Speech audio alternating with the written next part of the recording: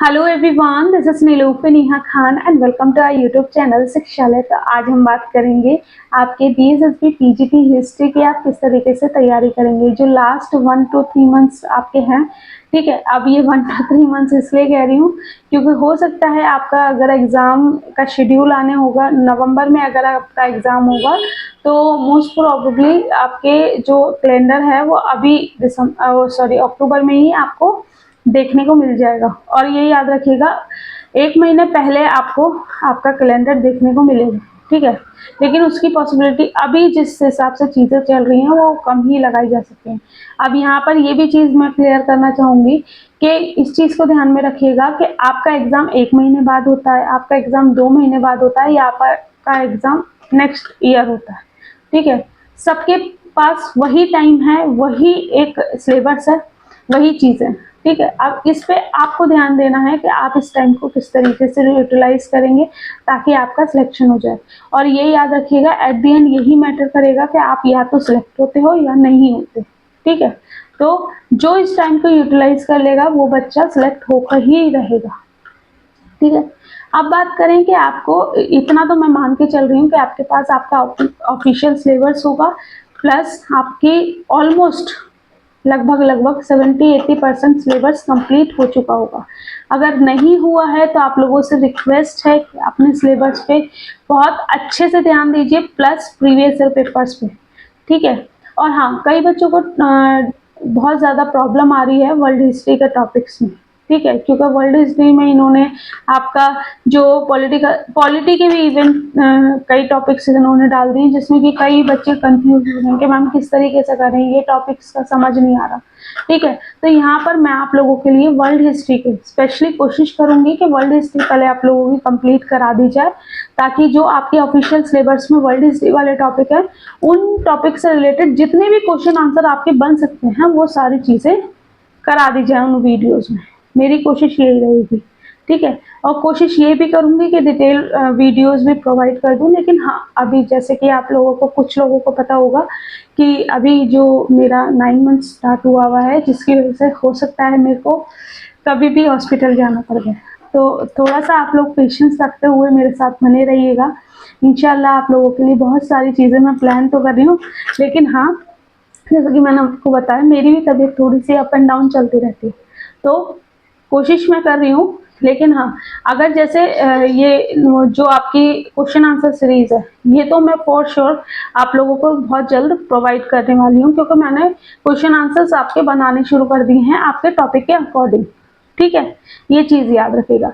अब बात करें कि आपको इस महीने को किस तरीके से यूटिलाइज करना है। देखिए, आपके सिलेबस में अगर आप देखोगे तो आपको वर्ल्ड हिस्ट्री भी दिखाई देती है, एंशियंट भी दिखाई देती है, मॉडर्न भी दिखाई देती है और मेडिवल भी दिखाई दे रही है। तो चारों ही अच्छे खासा सिलेबस आपका है।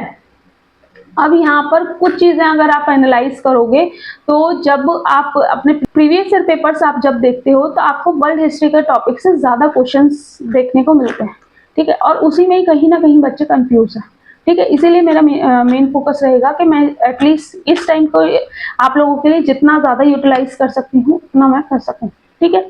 तो ये याद रखिएगा, वर्ल्ड हिस्ट्री के जितने भी टॉपिक्स हैं उनको बहुत अच्छे से करना है आपको, ठीक है। ये चीज़ याद रखिएगा। और दूसरी चीज़, पेपर 1 यानी कि पार्ट 1 जो आपका है उस पर स्पेशली ध्यान दीजिएगा, क्योंकि वो आपका कट ऑफ में हेल्प करेगा। अब उसके लिए आप क्या करोगे कि प्रीवियस ईयर पेपर्स को सिर्फ और सिर्फ सॉल्व करना है, उसके अलावा आपको कुछ नहीं करना, ठीक है। इस टाइम को ये और याद रखिएगा, मैं ये मान के चल रही हूँ कि आपका लगभग 70-80% सिलेबस आपका कंप्लीट हो चुका होगा जो आपके सब्जेक्ट का है। अगर नहीं हुआ है तो आप लोग ये ध्यान रखिएगा कि आपको सफिशिएंट टाइम मिला है। अगर इस टाइम को अब भी यूटिलाइज नहीं करोगे ना कहीं आप लोग ये देख लीजिए कि आप लोग कहाँ स्टैंड कर रहे हो, ठीक है। बात कड़वी जरूर है, लेकिन ये चीज याद रखिएगा, एट द एंड मैटर यही करेगा कि आपका सिलेक्शन हो रहा है या नहीं हो रहा। और वो आपको कोई देखने नहीं आ रहा कि आप कितना पढ़ रहे हो, क्या कर रहे हो, क्या नहीं। आपके एग्जाम हॉल की परफॉर्मेंस ही आपकी सारा चीजें बता देगी, ठीक है। अब यहाँ पर जैसे कि मैंने आपको बता दिया कि आपके चारों ही सेक्शन आपके आते हैं, ठीक है। चारों सेक्शन में से वर्ल्ड हिस्ट्री थोड़ा सा इंपॉर्टेंट ज्यादा हो जाता है as comparison to other sections, ठीक है। तो वहां पर अब यहाँ पर ये भी याद रखना कि मॉडर्न हिस्ट्री से भी आपके अच्छे खासे क्वेश्चंस देखने को मिलते हैं, तो आप किसी भी सेक्शन को निग्लेक्ट नहीं कर सकते, ठीक है।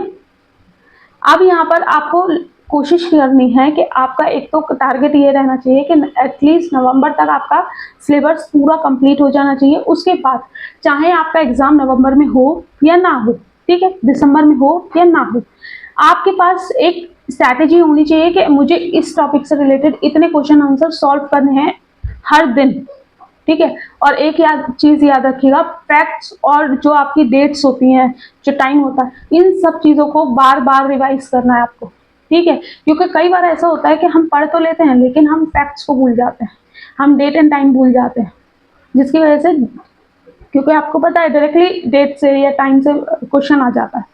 तो हिस्ट्री एक ऐसा सेक्शन है ना जो कि अपने आप में अच्छा खासा लेवल हिस्सा होता है, तो यहाँ पर आपको उसी के अकॉर्डिंग अपनी मेहनत करनी पड़ेगी, ठीक है। पार्ट 1 में भी आपको उतना ही टाइम देना है। मैं बार बार कह रही हूँ, पार्ट 1 को बिल्कुल भी लाइटली मत लीजिएगा, क्योंकि पार्ट 1 ही आपकी परसेंटेज को इंक्रीज करेगा, या फिर कह लीजिए आपके सिलेक्शन में बहुत इंपॉर्टेंट रोल प्ले करेगा, ठीक। अब यहाँ पर एक चीज और बता देती हूँ, जैसे कि आप लोगों को पता है आपका सिलेबस हो गया, आपका पार्ट 1 पार्ट 2 दोनों ही आपने क्लियर कर लिए। फिर इसके बाद आप लोगों को क्या करना है कि टाइम मैनेजमेंट के साथ ही आपको चीज़ों को प्रिपेयर करना है। देखिए, कोई भी अगर प्रैक्टिस सेट आप लोग करेंगे तो प्लीज़ अपने आप को थोड़ा सा बाउंड्रीज में रखिएगा और अपनी प्रैक्टिस को सीरियसली लीजिएगा, ठीक है। और ये याद रखिएगा, कभी भी आप किसी भी टॉपिक की प्रैक्टिस करते हो तो इस चीज़ को ध्यान में रखिए कि आपकी गलतियां कहाँ कहाँ निकल रही हैं और किस वजह से निकल गई। जब आप इतनी छोटी छोटी सी चीज़ों को ध्यान में रखोगे तो इंशाल्लाह आप लोगों का मतलब आपको सेल्फ स्टडी के लिए किसी को मोटिवेट करने की जरूरत नहीं है, ठीक है। आप खुद ही अच्छे से पढ़ोगे, आपको खुद ध्यान आएगा कि मेरा ये टॉपिक में यहाँ ये वाले सेक्शन में बहुत गलतियां मैं कर रहा हूँ, तो ये किस लिए हो रही है, ठीक है। या तो मुझे टॉपिक की इतनी अच्छी नॉलेज नहीं है, या फिर आपको उस टॉपिक से रिलेटेड ज़्यादा इंटरेस्ट नहीं डेवलप हो रहा, ठीक है। तो सारी चीज़ों को ध्यान में रखिएगा। और देखिए, कोई भी टीचर आप लोगों के साथ एग्जाम हॉल में नहीं बैठ सकती। एट दी एंड आपको खुद ही एनालिसिस करना पड़ेगा कि आप कहाँ गलत कर रहे हो और कहाँ सही कर रहे हो, ठीक है। और अपने आप से अगर आप लोग सच्चे रहोगे तो इंशाल्लाह सिलेक्शन क्या है, आप लोग बहुत आगे तक जाओगे, ठीक है। तो इस चीज़ को ध्यान में रखिएगा। थोड़ा सा टॉपिक से हट के भी चीज़ें आप लोगों को बतानी पड़ेगी, लेकिन इस चीज़ को ध्यान में रखिए कि at the and selection he matter करेगा। लास्ट में मैं आप लोगों को एक चीज़ सजेस्ट करना चाहूँगी कि डीएसएसबी के जो हमारे पीजीटी हिस्ट्री के जो नोट्स हैं उससे रिलेटेड आप लोगों को कोई भी डाउट है, क्योंकि ये ऑफिशियल सिलेबस के अकॉर्डिंग है, ठीक है। और नोट्स का मतलब होता है कंसाइज वे में, ठीक है।